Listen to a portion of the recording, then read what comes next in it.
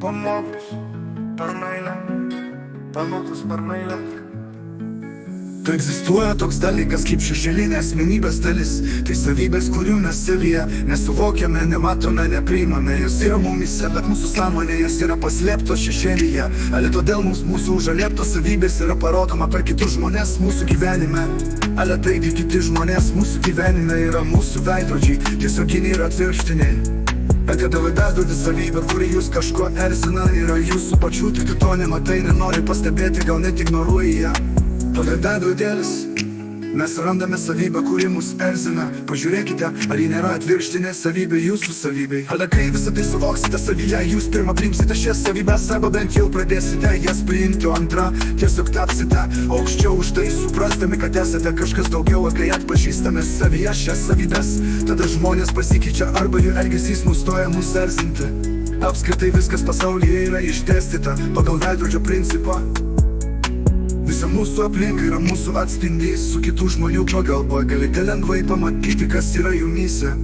Jei esate nepatenkintas savo aplinka, darbu esate nepatenkintas pirmiausia savimi. Mūsų požiūris į save sutampa su požiūriu į mūsų pančių žmonės. Tai, kas manyje yra ir išorėje. Rudi vidinis pasaulis traukia kitų žmonių vidinius pasaulius. Tada jei visi aplinkui blogai jaučiasi, visi liūdi prislėgti, tai tas pats vyksta ir jūsų viduje. Vieni į tave supa šviesus, malonus, mylintys žmonės, vadinasi, tu pats esi toks pat, viskas labai paprasta. Tada su savimi pasikeis ir tada supantis pasaulis ir žmonės. Allah. Gali būti sunku ar net skaudu keisti save, o dar sunkiau suvokti, kad dėl netinkamų sprendimų programų skaudinai kitus ir griovai savo gyvenimą. Tavo kaip būtų keista, šiame pasaulyje suvokimas ateina būtent per skausmą. Tada supratau, kaip pati pradėjau augti ir tobulėti. Tada santykių skausmas yra esminis, labiausiai verčiantis susimastyti ir keistis. Kai va gera ar į blogą jau renkasi kiekvienas asmeniškai.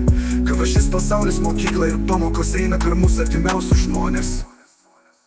Al yra vyrų ir moterų, kurie negali pakęsti skausmo, bet ir tik ištikus santykiuose sunkumams skuba juos nutraukti. Tada šoka į naujus santykius, manydami, kad ten viskas bus kitaip, kad ten bus lengviau vedėja. Nuo savęs ir savo pamokų nepabėgsi, iš pradžių visi santykiai būna saldus ir gražus, o laiku einant vėl viskas tas pats. Tada ateina kivirčiai, kritika, apatija ir skausmas, nuo kurio bėgai.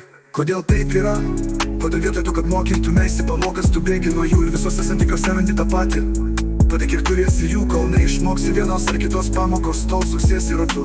Paklaus savęs, ko ši situacija mane moko, kodėl taip atsitiko, ką aš turiu suprasti.